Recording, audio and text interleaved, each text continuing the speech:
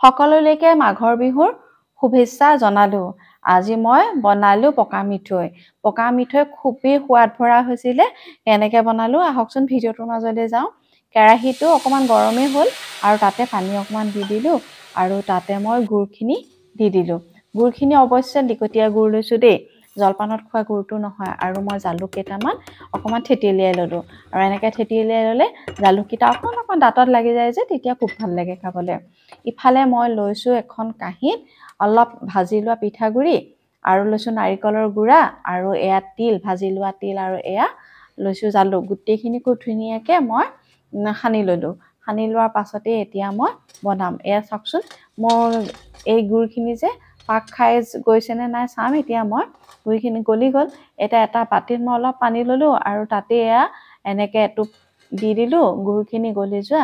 আৰু এনেকৈ ঠাণ্ডা পানীত আঙুলিৰে যেতিয়া এনেকৈ চাম গুড়টো যেতিয়া গোটা বান্ধি গৈছে তাৰমানে তেতিয়াহ'লে মোৰ হৈ গৈছে। আৰু মই এতিয়া গেছটো অফ কৰি দিলোঁ আৰু এইখিনি নমাই আনিলোঁ। এই আগৰ মিশ্ৰণখিনি যে আছে সেইখিনি ওচৰলৈ লৈ আহিলোঁ আৰু এতিয়া মই অলপ অলপকৈ গুড় দিম, দি পেলাই আৰু ধুনীয়াকৈ গুটিখিনি সানি লওঁ। এতিয়া তাৰ আগতে হাতত মই অকণমান ঘিউ সানি লৈছোঁ।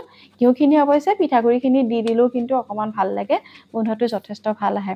আৰু হাততো সানি লৈছোঁ কিয় হাতত সানি লওঁতেও গুড়ৰ গোন্ধটো তালৈ যাবই লাডুলৈ। আৰু এনেকৈ এতিয়া বনাওঁ নহয় গুড়ো নষ্ট নহয় আৰু পিঠাগুড়িও নষ্ট নহয়।